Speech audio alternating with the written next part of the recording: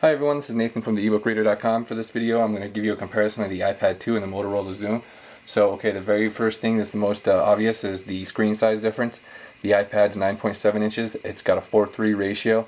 The Xoom's got a 16:10 ratio, it's 10.1 inches diagonally. The main difference, what it comes down to, is the iPad screen is 3/8 of an inch wider than the Xoom screen, and the Xoom screen is about 3/4 of an inch taller than the iPad screen. So the iPad screen is a little bit better quality, a little bit better viewing angles. The colors are a little bit richer, but that's not really taking anything away from the Xoom. It's got a really nice screen too.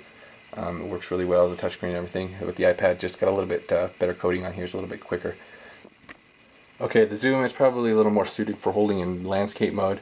I kind of feel a little more comfortable with it in landscape mode. It fits really quite comfortably actually in my hands right here. But in portrait mode, kind of goes like that. It's narrow enough that I can kind of grip it. I got pretty big hands though, so that might be a little bit different for you, but I don't know, the back coating's kind of got a little more grip to it. Seems like it's just, I'm kind of in the minority. I feel like the Xoom's a little bit more comfortable to hold than the iPad. Even though the iPad weighs less, it weighs 21 ounces, and this weighs about 25 ounces. But it's just got a little more boxier feel to it.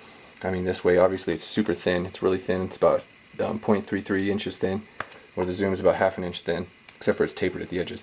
But yeah, so one thing I do notice when I'm holding the iPad is like it is really thin, and it kind of actually digs into my hand after a while. So I don't know. I kind of feel like the Xoom is a little bit more comfortable to hold personally, but it all comes down to personal preference.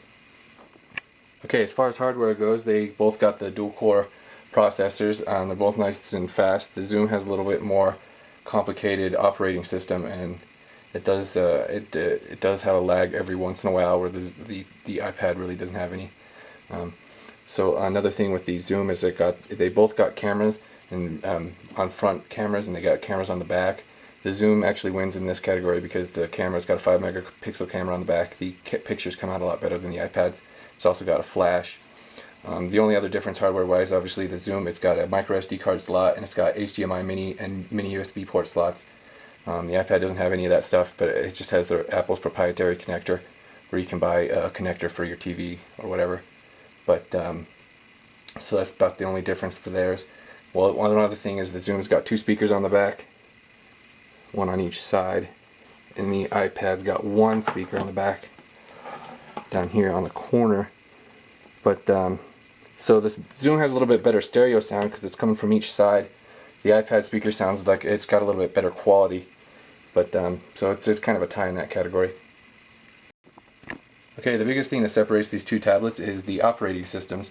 The Apple has got the standard old, you got your icons on here. About all you can do with them is just hold them down to change what order you want them to go in, or you can sort of create folders or drag them together.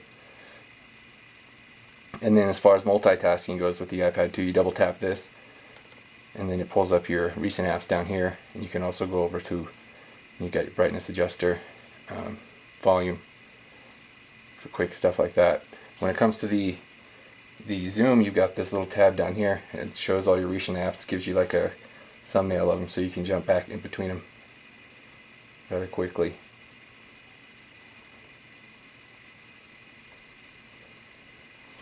Okay, so another thing with the iPad, of course, is you can set different backgrounds, different wallpapers, but you're kind of limited. Obviously, there's you can use your own pictures, you can do that. But one thing where the Xoom has at the edge is you can put all kinds of, there are wallpaper, they're like live wallpapers, for instance.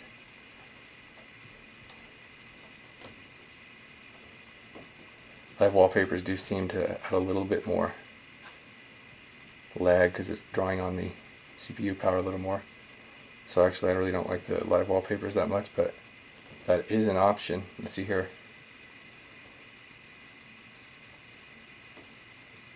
Got different whole bunch of different ones in here. It's just the base ones. You can also use your own pictures the same way with the iPad. But the other thing about the Xoom is you've got all these widgets. So the iPad, it's just the same old thing as it's kind of been in a while. They kind of need to update that to more tablet things. So you've got some widgets here, and you've got you can put different individual book titles on here and stuff like that. Okay, so now let me show you differences in the web browsers between the two. The Xoom's a little more desktop-like, so with the iPad you've got these different windows. You can have a total of 9 different windows open at once, so that's how the different window aspect of the iPad works. And with the Xoom you've got the tabs up here, a little more desktop-like, and you can scroll through them like so.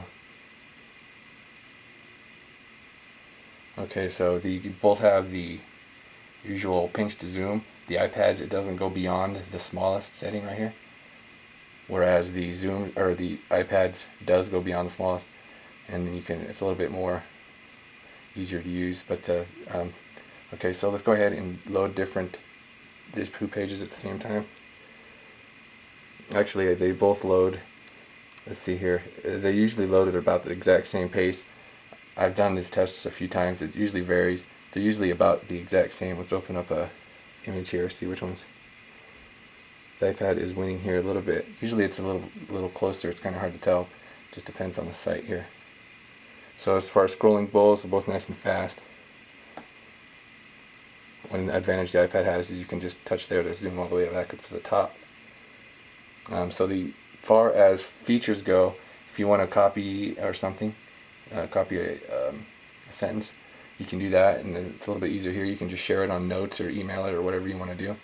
So it's kind of the same thing over here. You hold down, you can move the little icons and copy it, and then paste it somewhere else. So as far as settings go, we've you got your different bookmarks up here is your bookmarks menu, and then over here we've got, for the iPad or the Motorola Xoom, it's got more of an iPad tablet type of layout with the images for everything. You got your history right here. There's also some more settings for incognito. You can also go in here. There's some different stuff in the labs. You can do quick controls. So there's a little bit more options for the Xoom's web browser. Now again, the Xoom's probably a little bit more comfortable, I find, in this way for browsing the web. And of course the Xoom's got the edge on the flash support.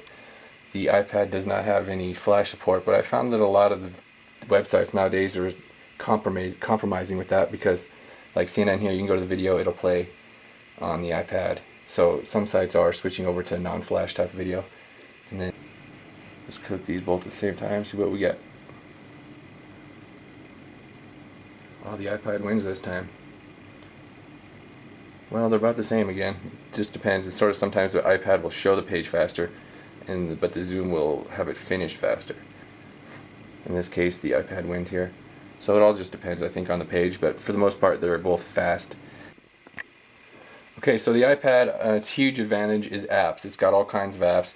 It's been around for a year now, so they've had plenty of time to develop apps specifically for the iPad's larger screen, whereas the Motorola Xoom, the Android market for it, I mean the tablet operating system here has only been out for a couple of months, so there's not a whole lot of tablet specific apps yet.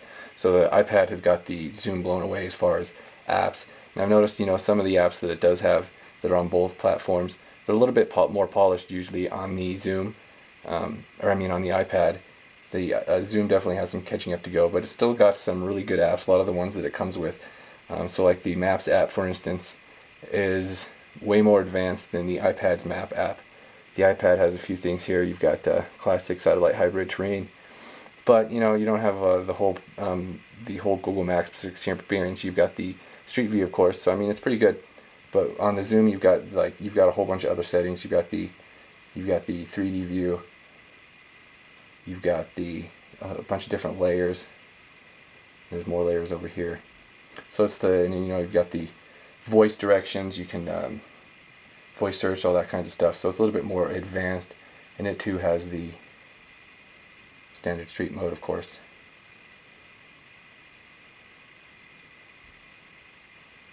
But the iPad definitely, it's definitely a good Maps app still. So the two devices, they have a lot in common actually. The calendar apps, the email stuff, that stuff's all, it's kind of the same. There's not a whole lot of difference. Like the music, you've got the same sort of deal. The Xoom's got a little bit different layout. You got the carousel, but a lot of that stuff, the gallery, the video playing, that stuff's all very comparable. The HD video, yeah, both of them is really good. The Zoom screen's a little bit more set up for HD video, being widescreen or like that, than the 4.3. So the Zoom, like I said, the iPad, its major benefit, of course, is it's got all the apps, it's got everything that's got going for it. In the app market is where the Zoom's still got a lot of building to go. It's got a better OS on the Zoom. I think the Android's a lot more versatile. You can do a lot more stuff with it. But as far as which one to choose, that all comes down to personal preference. I'm going to wrap up this review right now. Check out the ebookreader.com for more details. I wanted to keep this video kind of under 10 minutes, so check out the written review and I'll have more details there. Thanks for watching.